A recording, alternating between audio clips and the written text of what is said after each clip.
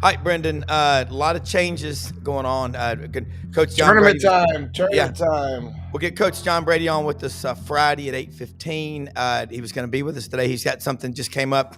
Oakley, the intern, on spring break with 13 guys in a 5-bedroom house at the beach.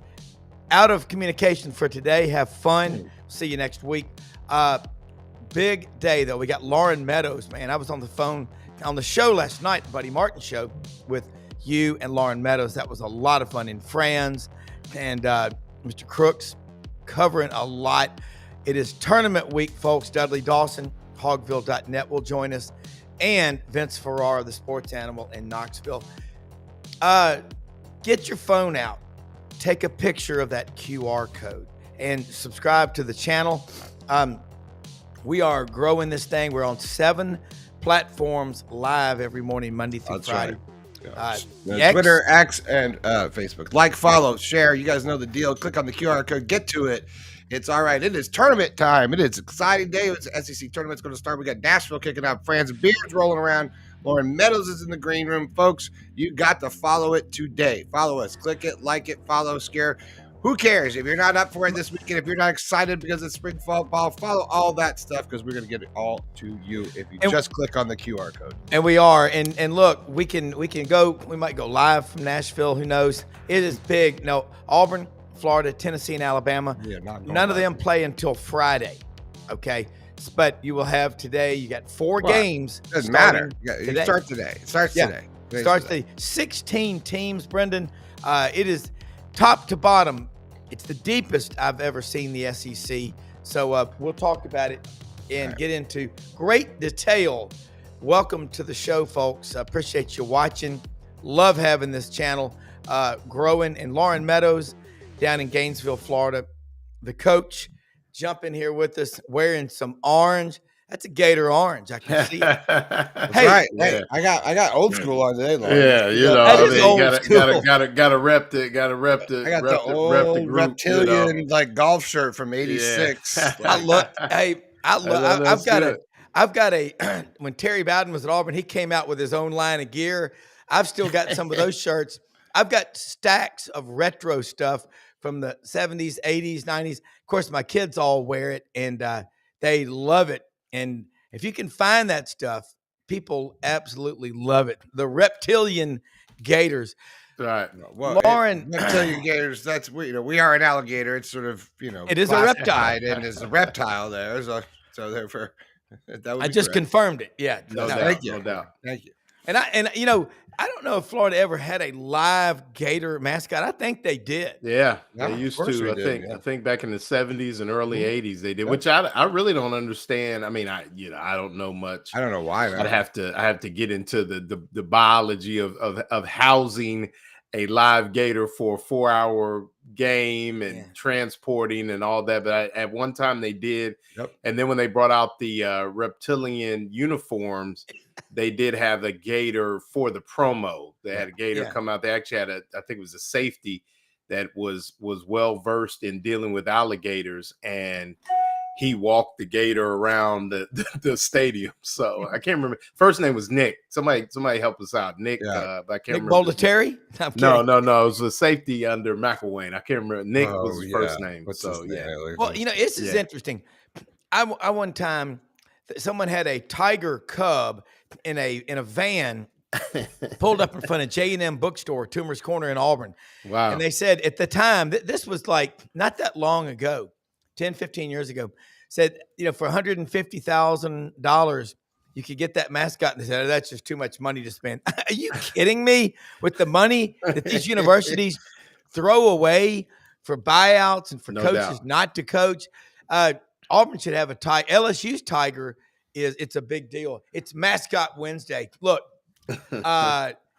and let me say this, man, Lauren. Bengal tiger, by the way. I've been next to that tiger, dude. I've stood next to that tiger on the sidelines. Let me tell you, it's a real deal. I've been a little too close. They used to take an electric cattle prod and stick it in there on his butt, and he would go, roar. I mean, I don't think it. I think that's probably a little too much. But you can take a stick, and do it. No, Rob, stop. We're not on the cherry farm. But look, here's the deal: don't tap on the glass at the we zoo. do not advocate animals hate sticking or beating animals or hurt them or to get them to scream or roar. Well, no, and a tiger will roar occasionally, but really, you're a tiger expert. You have a Bengal tiger that you went to school for, like, your housing Bengal tiger, safety of Bengal tigers. Yeah. So my question is, did I know there was some discrepancy about where Bevo couldn't go. Oh. Was that because he almost ran over Uga a few years back? No, it's because they don't. He's too big, according to the Mercedes-Benz Stadium people. And okay. He's big and his horns are wide. Yeah, I've been around longhorn cattle before. They're massive. Right. They are 15. You saw him out in Austin pounds. when we were in Austin this past fall. It's out there. So that's why you can't have the buffalo on the sideline either at CU. So you can't have Ralphie on the sideline because it's too much. I think the crowd gets them too excited too. Yeah. But who knows? What do I know? You get a varsity letter. Let's talk about some basketball. Can we talk about basketball? Can we talk about I would think that Bevo's poops a lot. So I would just think we're going to watch. That would not be pretty. Look, basketball starts today, Lauren. Yes, sir. The tournament, I'm going to watch every one of these games that I can. Oh, yeah, no doubt. I'm going to be in Memphis. I'm going to be working. I'm going to be doing stuff. But we got the ESPN Plus app, and that's been the big shift with ESPN. Go back 10 years ago, they had over 100 million subscribers. Now they've got 65 or 70 million, but there's equally another 25 or 30 million who are on the ESPN Plus app. You're not going to miss a minute of the action. I think all these games matter because every one of these schools is going to be jockeying for position, especially if they need a win or two or three just to get into the tournament. And I'm sitting here watching locally in Memphis on the news this morning. Penny Hardaway gets Coach of the Year in the American Athletic Conference. Tigers are 26-5. They got some damn good road wins. They won at Clemson, and they're looking at maybe a 7 seed or whatever. They should be a 4 or 5. Yeah, I was going to say, I mean, easy, a 4 or 5. I mean, no doubt. There's a lot of bias against Penny for some stuff that happened with James Wiseman and whatever. I guess that's what it is. The guy he can build a program. He had to start from scratch, lost all of his assistants before the season. It's going to be fun to watch all these conference tournaments. Gators. Okay, now, today, Georgia and Oklahoma play. Yes, sir. Porter Moser he's definitely struggling at Oklahoma. Mike White, Georgia's got the longest active winning streak in the SEC with 3 straight wins. Yeah. After that upset win against Florida, they kind of haven't looked back since then. But playing extremely well. I'm a Mike White guy. I think Mike White is a guy that guys want to play for. Yeah. He can relate to players. He looks young. He stays on cue with what's new and what's hip. And I mean, you look at guys like Asa Newell.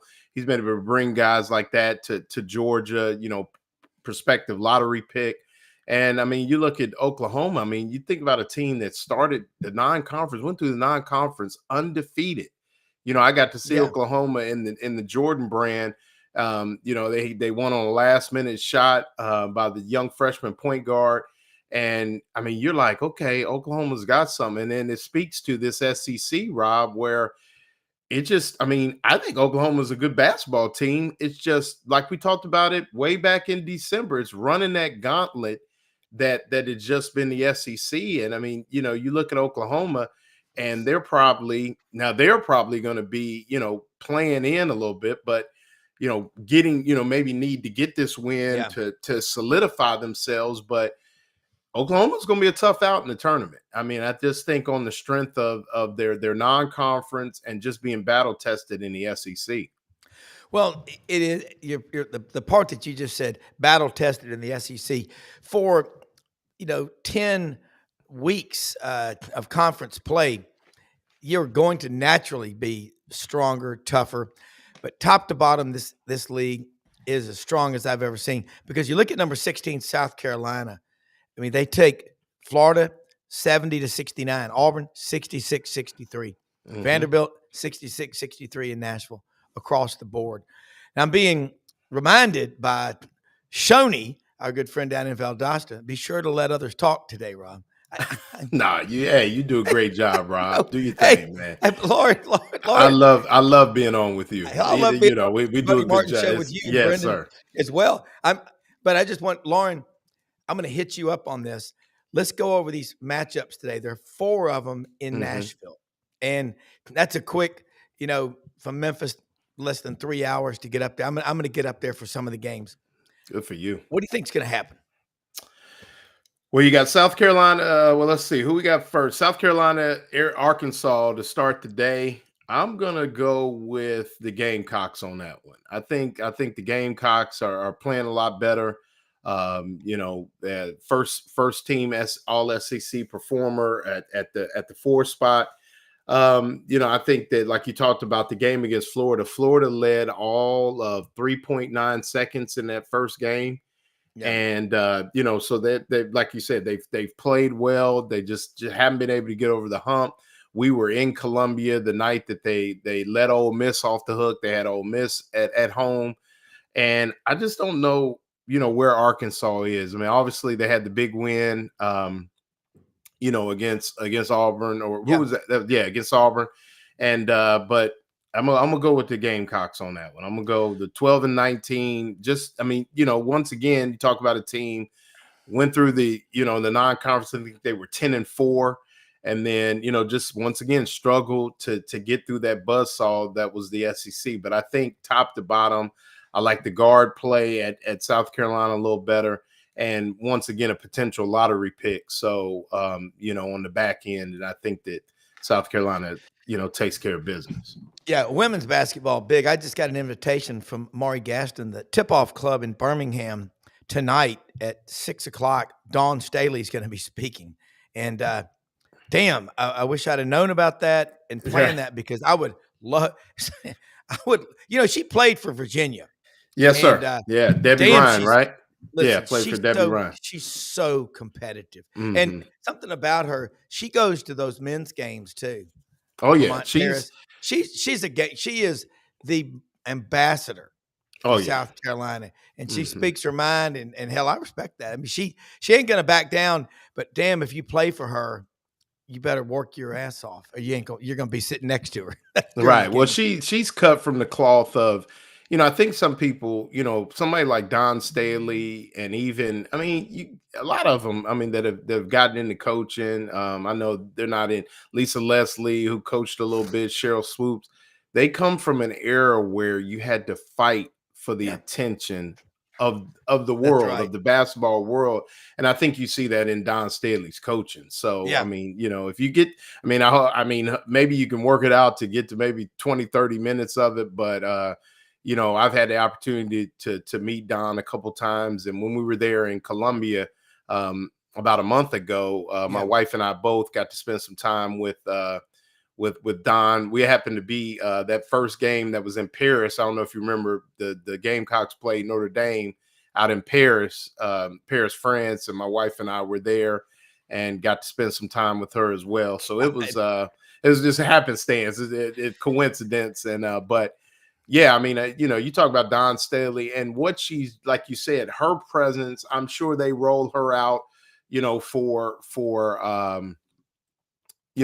her out for recruiting visits. I know she's active in supporting softball. You see her at football with Shane Beamer. So, yeah, the Gamecocks, they got Colin Murray Boyles.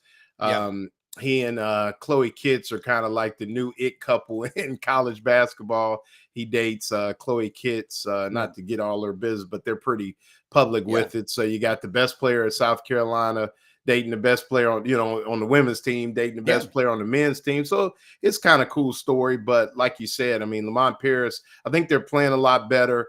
Colin Murray Boyles seems to understand the assignment. And, refresh my memory. He kind of reminds me, you remember the tear that John Wallace took Syracuse on that way back when Kentucky won it with Pitino? I think it was 96. Yeah.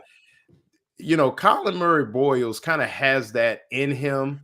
So, if South Carolina is to get in the tournament, he has the ability with his ability to affect the game on the glass, as well as, extend his range to the outside, that he can make a mark there. So that's why I like South Carolina. I think Colin Murray-Boyles is on everybody's radar as far as the NBA is concerned. And this could maybe be that run, especially with the success that South Carolina had last year. They know they can play basketball. Yeah. They just had some near misses. Well, I mean, when you keep coming up close, eventually you either through. fall apart or you get over the hump. Yeah. But I think Paris can coach.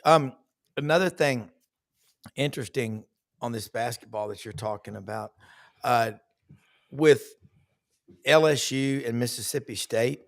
I mean, Chris Jans is the first coach, I think, ever in his first 3 years that is likely, they're very likely going to get there, to taking Mississippi State to the NCAA tournament. And I think he's won 20 games each of his first 3 years.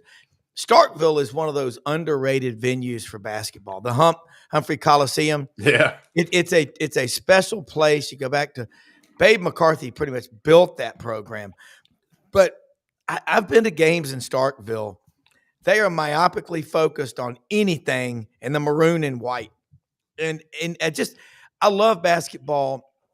Also, looking at that tip-off club in Birmingham, they'll have 750, 800 people there tonight. Basketball, this is so exciting to watch its evolution in the SEC footprint. And it absolutely takes the fans being as angry after a basketball loss as they are in football to make basketball something special. All right, let's talk about Texas and Vanderbilt. Mark Byington, in his first year at Vanderbilt, this I think they got to 20 wins. Yeah, they're 20-11. Think about this. You're a 20-win team, and you're the number 12 seed in the SEC. Yeah. I mean, you think about it. Vanderbilt's favored by just about 2.5 points. I mean, Texas, once again, a team that maybe underachieved a little bit in the first year in the SEC. I think they were expecting a little bit more, came in 17-14. Have some wins, but Vanderbilt, I think will find a way to get this win. They'll be playing, it'll basically be a pro Vanderbilt crowd there at Bridgestone. Is it still Bridgestone Arena? Is that what they call it? There? Yeah. So, I think the Vanderbilt, Texas just seems to be, and unfortunately, that might be a job that could be open in the off season. I don't think they're as pleased as I've heard. Even Billy Donovan's name floated around as maybe somebody that could come in and maybe be asked to resurrect that program, kind of get it back to where Texas people expect. But, for a first round game, I think Vanderbilt takes this one and Texas remains on the bubble. Well, Texas is one of those rare, maybe 6 schools in America that are in the top 25 all time in wins in football and in basketball. Mm-hmm. But not in a while. I mean, Rick Barnes was there 17 years. I think he went to one Final Four. Right. They underachieve at Texas. And Rodney Terry, you watch their teams play this year, they'll be really good early. Then they just go into a dead spot. And they try to make it all up late.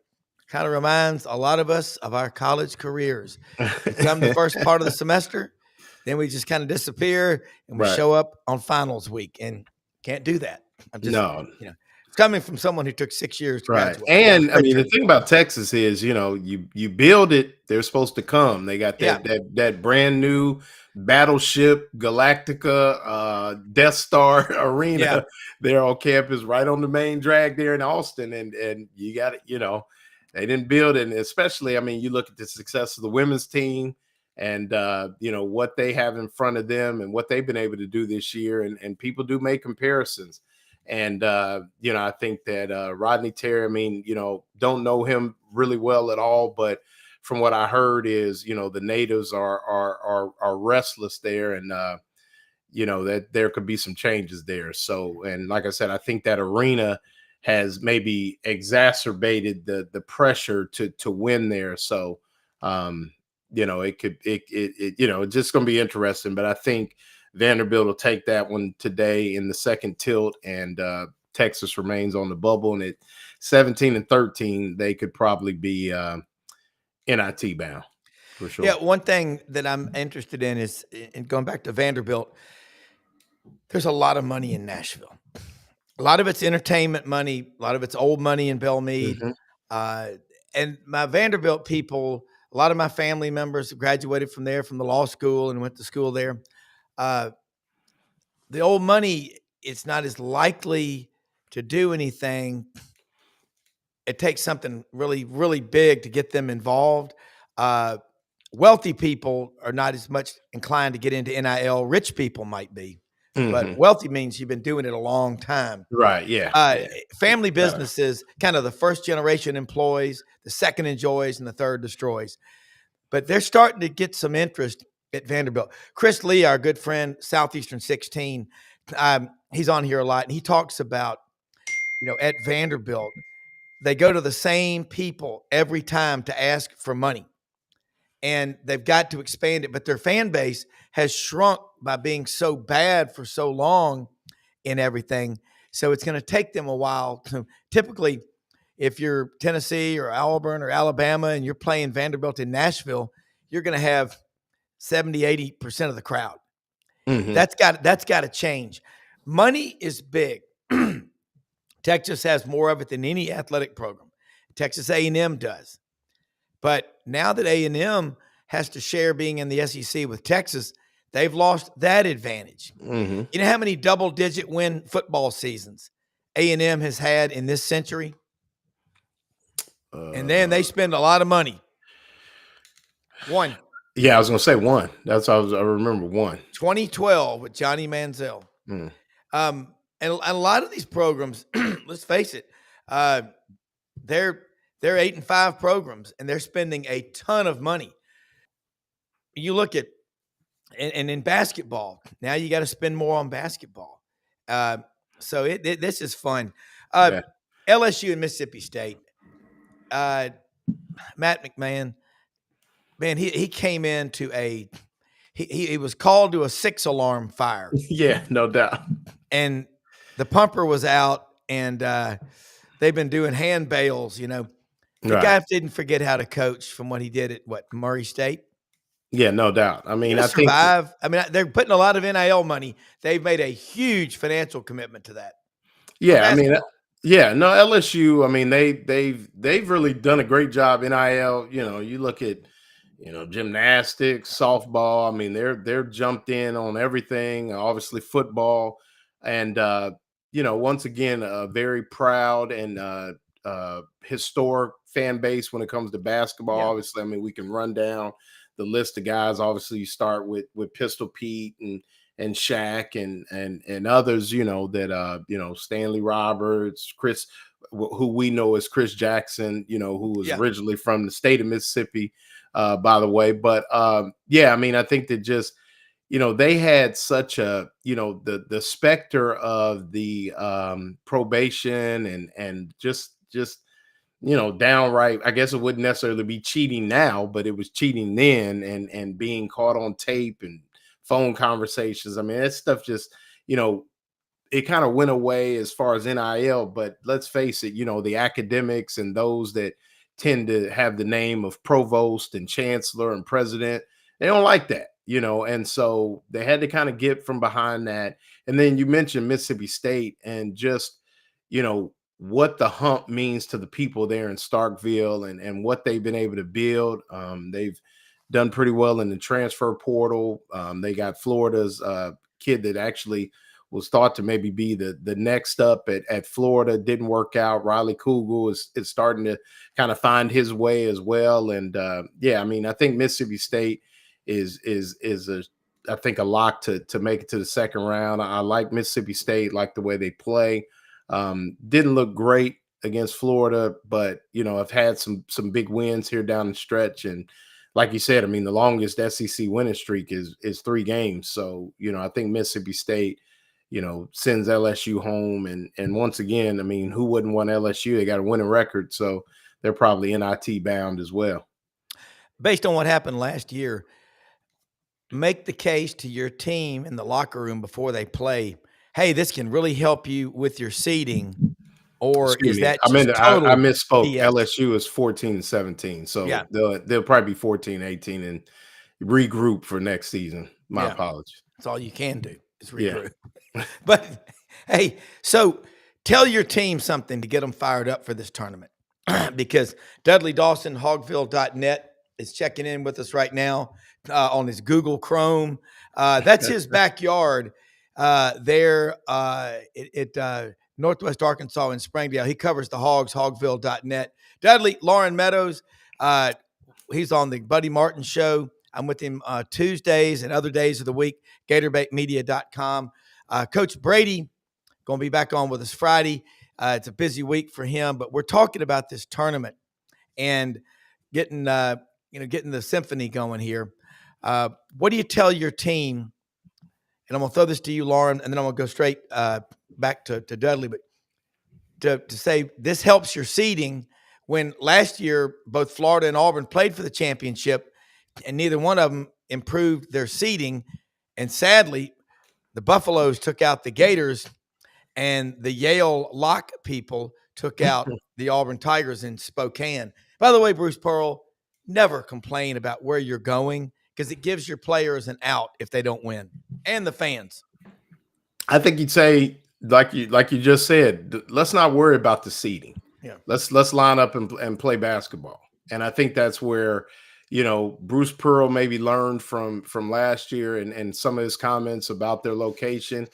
And I think Ty Golden has taken the kind of the attitude that, line them up and we'll go play. We're not worried about, I know a lot of people are upset that, Auburn could maybe get the number 1 seed in the South and be in Atlanta for the regional, whereas Florida people would have to go out to San Francisco for the West regional. It looks like that's where that's going to be. And I think it's just line up and play. Don't worry about it. Knock them, survive in advance, put them up in front of us and knock them down. And I think that's what you say, even in this SEC tournament. We are in the most competitive conference in the country in the most competitive time in its history. Yeah. So, why not us? If you're an LSU, if you're in Arkansas, if you're one of the teams that's kind of on Oklahoma, why not us? We've played hard, we've played well, we've been in games against all these basketball teams. So why not us? And then for the big dogs, let's just play. Let's start the process. Like Kyle Crook said, he's talking to Lee Humphrey and Patrick Young, guys that have been to Final Fours, won championships. This is part of the process. So we don't say, well, if we get beat, we'll go home and regroup.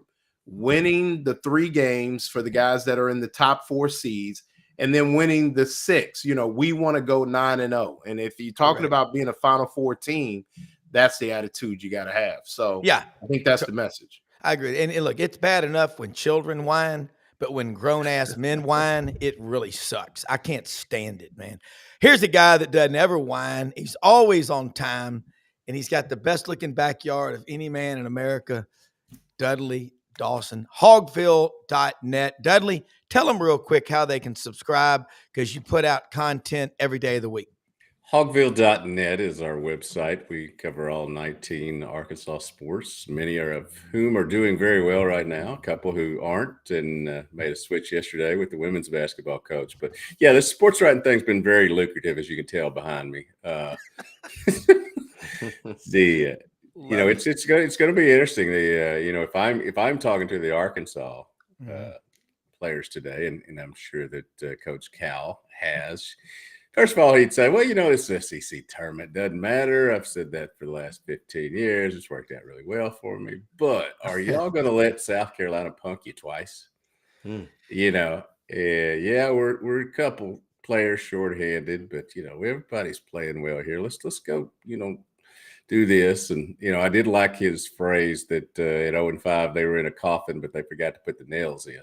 And I love it. It's been an interesting comeback for them. A couple of close wins. To book in a season that had an opening loss at Tennessee that made you think, what in is going to go on here. But it should be an interesting game at noon today. As I get older, I'm all about the noon games, not the 8:45s or 9:45s or whatever. So I'm thrilled about a noon game and looking forward to seeing it.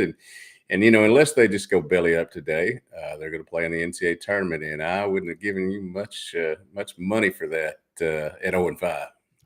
Well, Cal is all about just motivation and getting those guys to play their ass off, and that's a great quote. We forgot to put the nails in the coffin. Let me say something about one of our sponsors, guys. Winter Timber Outdoors, located in Athens, Alabama. They've got an aggressive expansion plan. Should hear some announcements soon about where they're going to be, but they're in Athens, Alabama, a big store. It's a big store. Is under construction in Auburn, but they're looking to hit the SEC towns, Gainesville, Fayetteville, Athens, the Memphis market. That hopefully will be announced soon. I know they've been looking at locations, but they have everything you need for the shooting sports. And I'll be real quick.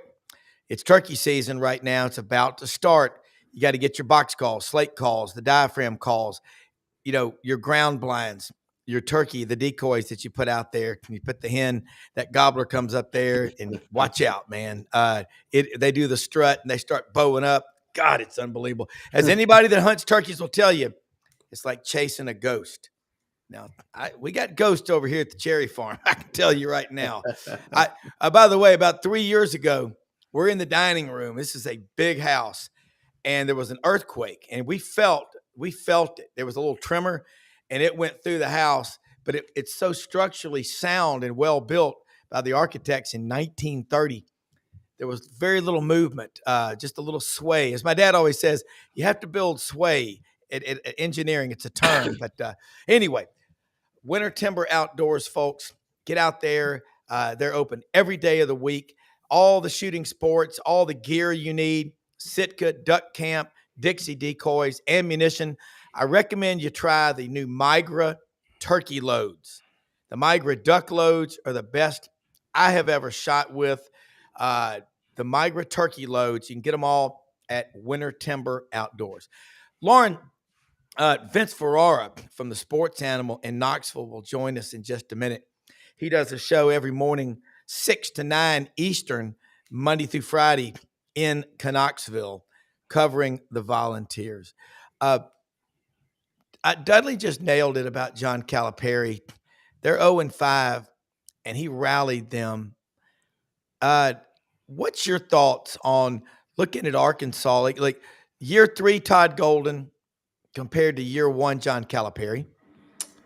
Well, I mean, the bricks are kind of coming into place for Todd Golden. I mean, he's got a couple year head start, and I mean, there's no doubt. I mean, I'm a big Kyle guy, and I believe in his ability to recruit. I think he doesn't get enough credit for the X and O's of this thing. I mean, if you look back to when, I kind of remember Kyle, I guess, when he broke onto the scene in that same, 95, 96 seasons there at UMass and kind of broke through and finally got over the hump, beating Temple when they were in that league down, up there. And, I mean, you look at what Kyle was able to do at Kentucky. I mean, he wasn't able to get over the top, but, I think that people forget as much success as Dean Smith had, he only won 2 national titles at North Carolina. So they're not as easy to win as people would think, even when you got the best team. So,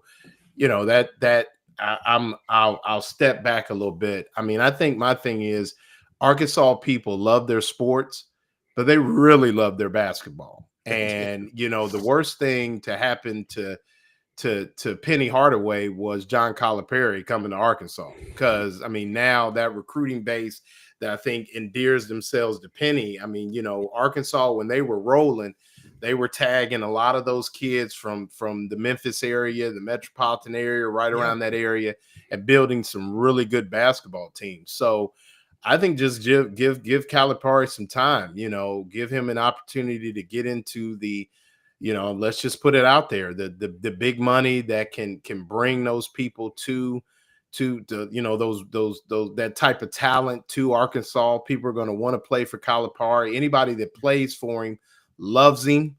And, he has a great relationship with, the one thing I like about Coach Kyle is, and I know this for a fact, he does a real nice job of endearing himself to the community that he's in. And I think that's important. He did it in Memphis, did it there in Lexington, and I'm sure he's starting to do it in Fayetteville. So, with everybody from the business people to the African-American churches, let's call a spade a spade. I mean, so he does very well with that, and genuine too. I mean, I really believe that. And, as much willing and dealing as coaches have to do, I think that Kyle does a nice job of some sincerity when it comes to those kind of things. And like I said, the way his players talk about him, I think speaks volumes to that. But, Golden now in year 3, he started out kind of built it, brought some guys in, he talked about Will Richard kind of being the first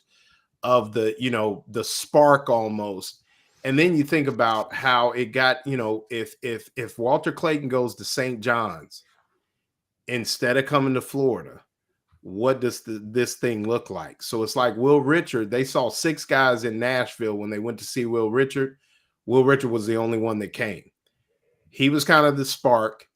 And then Walter Clayton was like the catalyst to really take this thing to the next level, where you're grabbing one of the top 5 transfers in that class.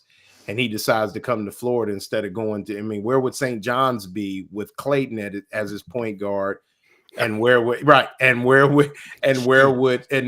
where Florida is now. And then you talk about Elijah Martin, who, a winner, somebody that they identified to come in and kind of just be that defensive, addition that they needed, somebody that's just a bulldog on the perimeter, identifying guys like Condon and Thomas Houck, who weren't as highly rated, but fit what they like to do. So I think, once again, I think Kyle will be on that same pace. And I think for the years to come, you're going to see, Arkansas, it's hoops. It's hoops at its finest. They've got history. They've always been involved. And, I think just give Kyle time and Arkansas will be where they need to be. I got to tell you one thing about Florida this year. I'm going to give them a lot of credit. I don't know Coach Golden that well. Been around him a couple of times. But what I do know is that basketball wasn't necessarily the focus of everybody at the start of the season. And all they did was put their heads down, went out and played basketball, and really did well. And, I'm not commenting one way or the other on anything, but about focus and winning basketball games. Yeah. Yeah. And we did a pop-up show, Franz and I and Brendan, in September about that topic.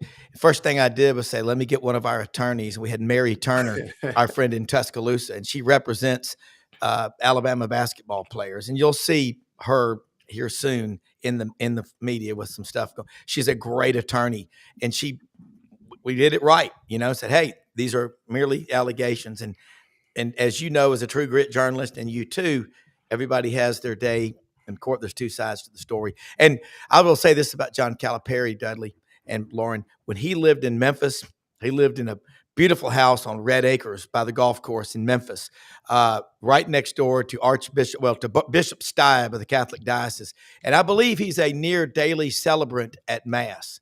And he's one of the 2 winningest coaches in college basketball in America. And a guy named Nick Saban from Monongah, West Virginia, is I believe, daily celebrant at Mass. Being a Scotch-Irish Catholic guy, it makes me kind of proud, but I digress. No doubt. But I think that there's genuine respect. I think Cal's a great coach. I remember he and his good friend John Chaney that time in the locker room. Yeah. That Marcus Camby, y'all remember him? Oh, yeah. Yeah. Wow. He came on the scene, and I remember 1979, John Thompson at Georgetown. That guy, that was the year Big East. Was that the year, Dudley, Big East was founded, 79 or 80? Right around in there, I'm pretty sure. Right about the same time as ESPN. Yeah. Oh, no coincidence there. Huh? No, not at all. Right. I never thought about it. That's exactly. Dave Gavitt probably went to the double wide trailer in the field in Bristol, Connecticut, and said, we could do something magic together. You think that happened, Dudley? Oh, absolutely. I mean, they've written books about it. You know, Right. they've written books about it. But it's you talk about Coach Cal. I'll give him a lot of credit. I believe the first time I met him in person was in I always mess up how you say Massachusetts. But I think I got it did pretty good there. But That's why I always go UMass. Spelling, but Arkansas coming off a 1994 national championship went and played in Springfield, that place, in 1995, and Marcus Camby and them just blew the doors off of them. And obviously Arkansas got all the way back to the final game, but was impressed with him then. I've been more impressed with how he's acted after they got 0-5 because, I like to think I'm pretty logical and calm, but I'd have been throwing stuff and telling the fans to where they could go and all that kind of stuff. But he just kind of weathered the storm. Lost right now. He's got his two best scorers, out, and somehow with 7 people, they're getting this done. And there's some guys over there on the bench, but they ain't gonna get in except the last minute. That's just how it is. But I've been amazed at how a team that fouled so much now doesn't foul very much at all. And still is playing better defense than it was when it was fouled. Yeah. And then also the other thing is there's it doesn't make any sense. But sometimes a team's jigsaw puzzle can work best if you take one out instead of putting it in. And this addition by subtraction thing has somehow worked out for them. They're playing defense. And also, I have never in my 40 plus years of covering college basketball seen a team that missed so many dunks and layups and shots inside that dotted circle as this team did early. And now at least half of them are going in. And it's just, you were like, how in the world did that not go in? Yeah, no doubt. Let's bring in Vince Ferrara, 99.1 The Sports Hour. Nice bear, man. Nice bear. Yeah. Oh, yeah. I like it. Love it. Love it. I tell you, Vince, we got Lauren Meadows from the Buddy Martin Show and Gator Bait Media. Y'all met, I believe, up in Knoxville this year. We did. Florida game. Absolutely. Hell of a God, what a game that was. Just another weekend in the SEC. Vince, tell them how they can follow you because you do a morning show 5 days a week, baseball, the Vol Network, and you get a little bit of sleep every now and then, like an owl. But how can they follow you? And then tell us what's going on up on the Hill. Yeah, appreciate it. You can follow me on all the socials. It's the same handle. It's Vince Sports, VINCE Sports. Our website has a podcast to our morning show. I do it with John Wilkerson, who's a longtime voice of Tennessee baseball. He and I call those games. There's been a lot of, home games, non-conference games, still undefeated at 17-0, the number one team in the country, just home runs, striking people out, walking a bunch of times, and just getting it done and going into play where they welcome in the Florida Gators to start out. We're on our way. Both teams just easing in, right, Lou? Yeah. Oh, yeah. So there's so much going on. I've done so many double and triple duty, like host the show, and then there's basketball, and then there's baseball all in one day. It's just that overlap time and spring football. They're practice 3 this morning. So hey, just be happy you're busy, man. You could be a federal employee. No, this is God. True. This is true.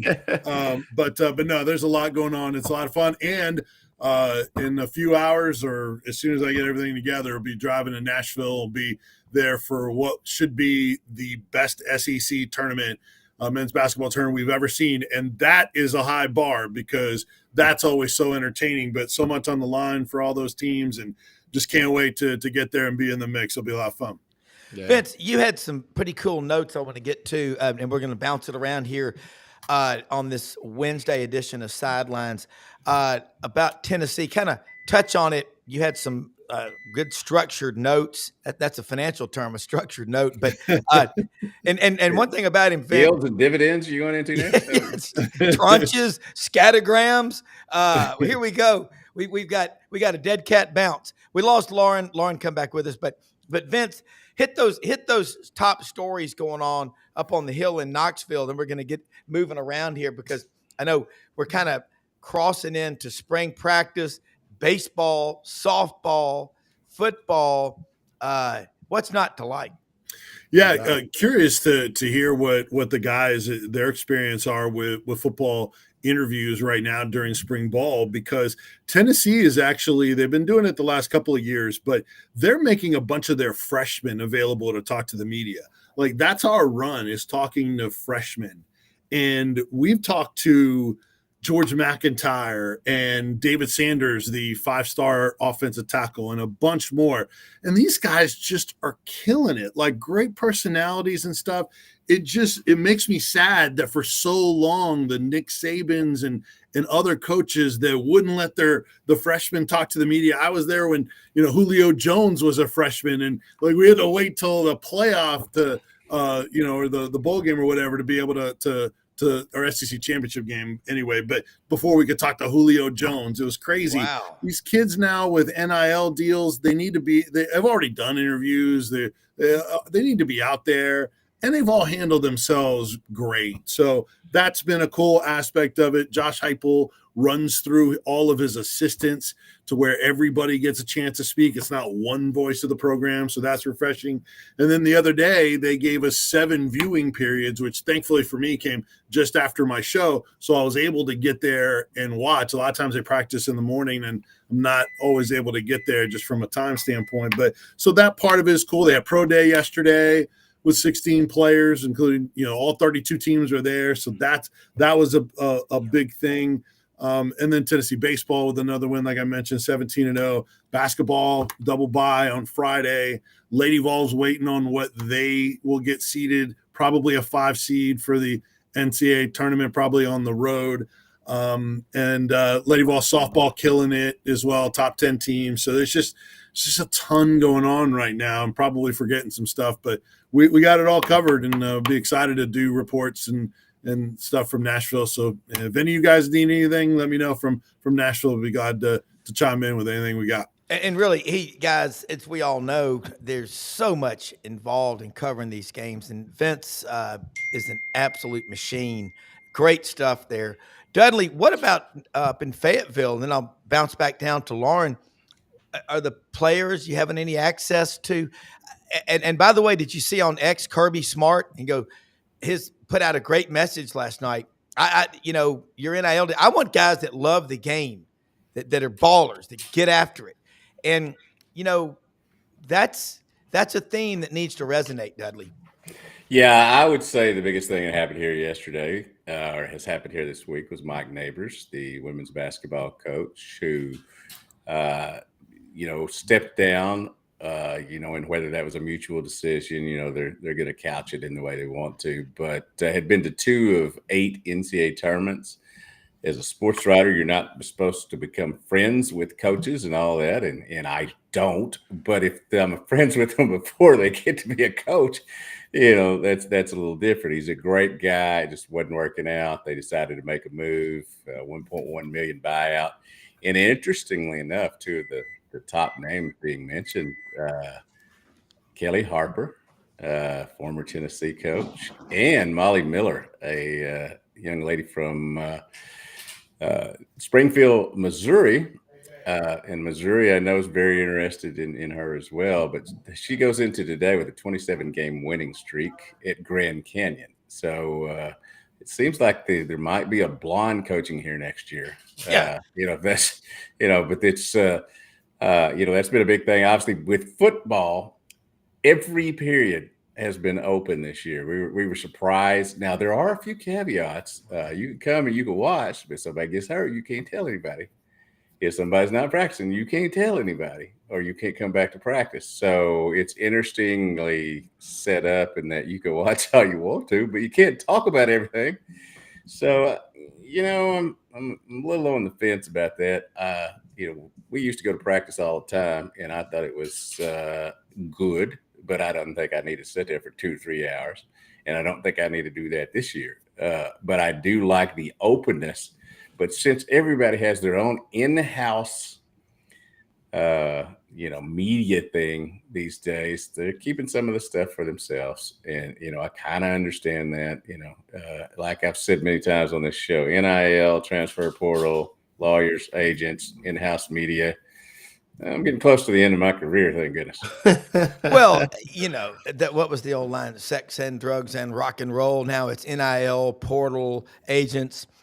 We're a sanctuary show. I participated in one of those things. Yeah. I'm not going to participate in the other. But let me say something real quick about one of our sponsors. But I want to say this because this is a great conversation because we're getting real live data.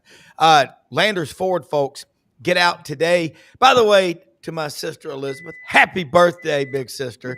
She's never, ever let me forget I'm her little brother. Every day she reminds me. It's part of the deal. I love her. But look, Landers Ford is open Monday through Saturday, 7 a.m., 7 p.m.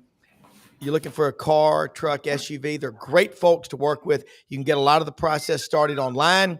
Go in there and ask for our good friend, Brad Bellamy, the general manager. If you're having your vehicle serviced, they provide pickup, bring you in, take you back to your home, to your office, wherever you are. It's a great deal. They have 3 dedicated drivers, okay? The process is quick. They've had people take 30 minutes, Brad told us about last week. Had somebody with challenging credit. They spent 8 hours. That's pretty damn dedicated. 8 hours to get the person approved. The person was in tears when they walked out. I love these people. Don Kitchens, Kent Ritchie. They are great people from the Mid-South. Don played at Ole Miss. They're great. Their motto is, if you didn't buy your last vehicle from Landers, you probably paid too much. And they're right down the street from our great friends, Hewlett & Dunn Boot and Clothing Company on the historic square in Collierville. God, they've got Barber, Filson, Pendleton, Schaefer, STS. My wife has the greatest collection of boots of any woman I've ever seen, short of Beth Dutton. She probably has better looking ones, though, and she doesn't have to have a drink every time she breathes. And she probably isn't looking to kill you. No, that's right. That's right. Except if I bump into her in bed. She's very sensitive. She said, I'm like a bull in the china shop. But look, Hewlett & Dunn, over 7,000 pairs of men's and women's boots. Something they do that's really cool, live from the Boot Room concerts. Man, they've got some great performers that come out there and stories from the Boot Room. You ought to see this store. They have the largest collection of duck heads I've ever seen. Again, open Monday through Saturday, 10 a.m. to 6 p.m. They'll make you feel right at home. It's a great place to go buy stuff for your wife, girlfriend, for your kids, birthday presents. St. Patrick's Day is coming up this Monday. Happy St. Patrick's Day. You can go out there and get a great gift. And they got these polyclay, these new earrings, or as they call them on Gunsmoke, ear bobs, earrings. They have unbelievable new earrings out there. Ladies, check them out. Gentlemen, go in there and ask for Raven Carpenter. She'll help you get something great for your wife. Now, if I only had something green to wear, Monday, maybe a few of the Celtics shirts. Yeah, exactly. You're a big Boston Celtics fan, Lauren. Real quick, and I'm going to go back to Vince because Vince gets to work with one of the great voices, John Wilkerson. We were honored to have him on right after Tennessee won the World Series last year. Do you get access to Florida players under Billy Napier? And I think Billy Napier is misunderstood because he's quiet.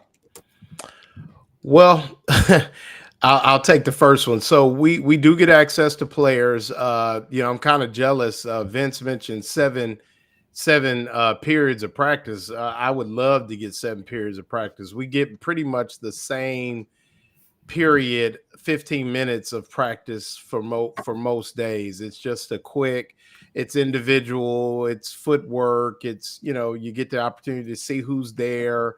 You get to see a little routes on air. So for me, being a receiver guy, that's kind of cool because you can really assess.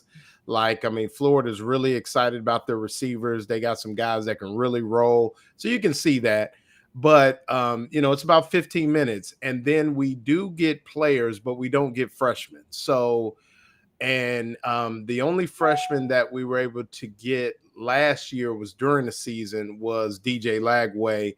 And I think that's kind of when he went on his tear. It was like, dude, if I don't give these guys DJ Lagway, then it's going to be And so it's very limited. I think it's, and I don't, and with no disrespect to Billy Napier, but I want to say this, it's very Saban-like. I mean, from what I understand, it's very much, he learned under Saban. I think he would be the first to say that he's a Saban disciple and consider Saban a mentor. So a lot of it, from what I understand, is very much like the world that was, Saban in Tuscaloosa at the time. But as far as being quiet or misunderstood, I would agree with that simply on the fact, and you've heard me say it on the show, Rob, that everybody you talk to loves Billy Napier. I mean, from the players, I mean, I spend time with some of the players in the spring because a few of them are softball fans, so they're around. You see them on campus, coaches you talk to, they just use the term good dude, great person, like being around him, like working for him. He's a good guy to work for. I mean, everybody you talk to. And then he is a little kind of an introvert. And, and I think when you're not winning, like people maybe expect you to, it kind of lends itself to some people thinking maybe you're not as, as good a person as you seem to be, or people, kind of calling him, Sunbelt Billy and things like that, because he hadn't been, maybe winning. But then these last 4 games kind of changed the narrative. And, but I think in all fairness to Billy Napier, I think I've been, very critical of the product that Florida's put on the field at times, and some of the game adjustments and things that I see that just can be frustrating if you really know the game of football. But I've always followed it up with the fact that those inside the Hefner Center believe in him. And I think you could point to Florida's 4-game run coming back from that trip to Austin. He never lost that football team. Yeah. And it's a football team that everybody involved believes in the mission of what they're trying to accomplish. And it's palpable this spring. It's a different mode with this football team right now. Yeah, I gotta ask you is now if you can you only check into practice at 3:00, not any before or after, and you can only have 5 minutes worth of water, no fun. I love that Saban commercial. Oh, they're awesome. Right? Yeah. This isn't a spa. Right. I mean, you come and no, they're a little bit, you kind of hang out in the Hefner, kind of sit around, watch a little TV while you're waiting, because obviously they're never, you're never on time, or you may go a little early. So you want to get there a little bit early and be prepared to stay a little bit late. But, he's been real good about making assistants available, and a lot of charisma on that staff, a lot of guys that I think really enjoy the game of football and working with young people. And I mean, it's going to be interesting, but I think, it's one of those things that I got into this during the Napier era, so that's all I know. So, for me, it's just par for the course. Vince, I got to ask you something along the line. In the past, you didn't hear so much anger and just vitriol about just fire this coach, because the reporters knew him. They played cards with him at Lake Martin. They drank with him. They hung out with him, and there was a mutual respect. There wasn't, but it's easy to call for the firing of someone you don't know. I think what Tennessee's doing needs to be followed at all the schools. I mean, quit being so damn paranoid. It's not what plays you have in the book, it's when you call them, isn't it? Yeah. It's, as far as the success that they've had, it's across the board in all the sports. So really that talk, and maybe nobody has had more go back 10, 15 years. Nobody has had more coaching changes and uprisings for coaches and things like that than Tennessee, and buyouts to coaches that no longer are there. So, but it's a different time now. And then Danny White's been in the middle of he was on our show this morning, and, you just run through the success of this sport and this sport and this sport across the board. Everybody makes the postseason and everybody has high standards. So it is a different world, but having that right coach changes everything, and so it is, that's the key piece. One, the athletic department and the leadership. But then when you have the right coach, then all the plays and the players will follow, and you'll have the success. And that's, the way it is in a lot of sports right now for the University of Tennessee. Bobby Petrino and the motorcycle have entered the chat, but that's true. I'm not saying Morris is not able to figure out how to get on the chat. It's the SEC, so like everybody's got drama in their past and even in their present. But yeah, just the volume of what it was for Tennessee. And just real quick to what Lauren was saying, just to clarify, we got 7 periods on Monday morning. That's kind of the one long period we get, and then it's back to the way you described it. All right. It's the norm, 0 to 2 periods. You get stretch, you get the individual drills, not much variety. Every once in a while, are very, very important. You can tell a lot from Right. calisthenics. So every once in a while, they'll throw you a bone and they'll throw some red zone, and But that was kind of the one time you get a little bit more. But it's very consistent, probably across the board in the SEC. And with respect to both you gentlemen and my colleagues in the Florida media, I respect your ability to write and paint a picture on such little information. I mean, it's very impressive. I mean, it really is that guys can go and get it. And some of the work that you all put out and the colleagues that we have here in the Florida media, I mean, it's impressive. So you could tell guys have been doing this a while, doing it well, and just kudos to all those guys with the limited information, being able to get it out to the masses. Well, one of the things I would say, and Rob, this, we've talked about this a lot. I'm not looking to make friends, but I'm looking to be fair. And there I've covered tons of college football, basketball, baseball coaches around. Not only baseball, there's only been 2 for like 40 years. Yeah, but the thing, I don't care whether they like me, but I care that they respect me, and the way they're going to respect me is by being fair.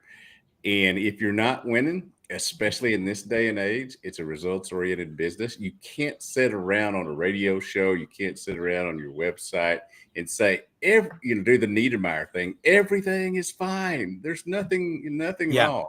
And I've always found that I've had plenty of coaches that wanted to have a word with me.